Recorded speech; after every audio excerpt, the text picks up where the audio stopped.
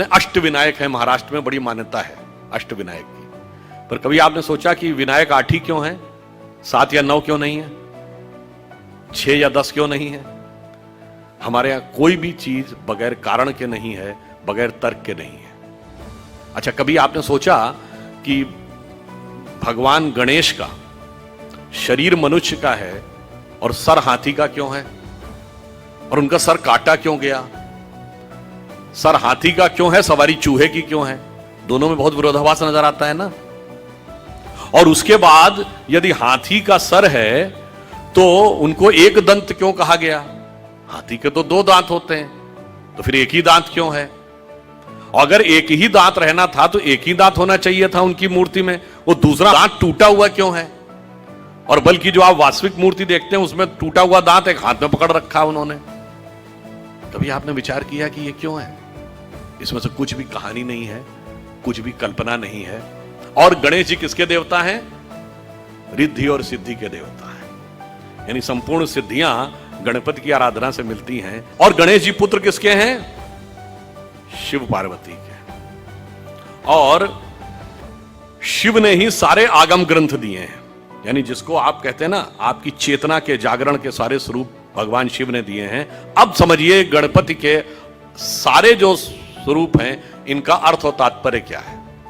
देखिए, भगवान गणेश का वह स्वरूप हमारे अंदर की जो वास्तविक चैतन्य ऊर्जा होती है उसके उत्थान की वह प्रक्रिया को प्रतीक रूप में दिखा रहा है। सबसे पहले सर कटना किस लिए जरूरी है?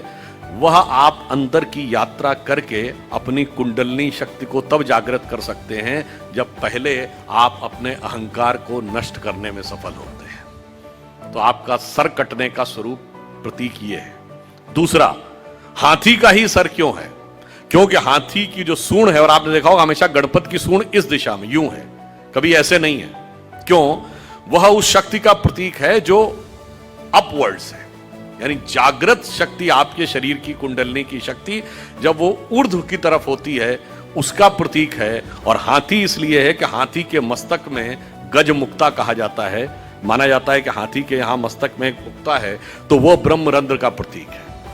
और जब वो मुड़ी हुई सूंड ऊपर है, और चूहे की सवारी क्यों है?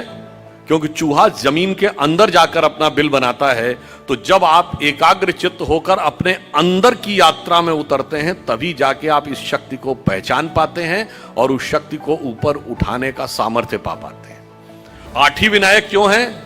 क्योंकि 8 चक्र हैं, मूलाधार, स्वाधिष्ठान, अनाहत, आज्ञा, विशुद्ध चक्र और ब्रह्मरंध्र। और अब एक ही दांत क्यों है?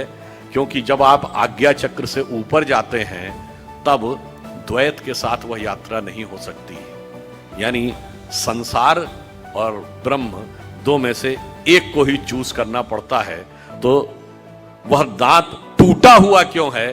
तो संसार के साथ उस संबंध का विच्छेद करना पड़ता है, उसे तोड़ना पड़ता है। इसीलिए टूटा हुआ दांत हाथ में रखे हुए हैं। फिर आगे की यात्रा जाकर जब ब्रह्मरंध्र तक मिलती है तो समस्त रिद्धियां और सिद्धियां आपको प्राप्त होती हैं।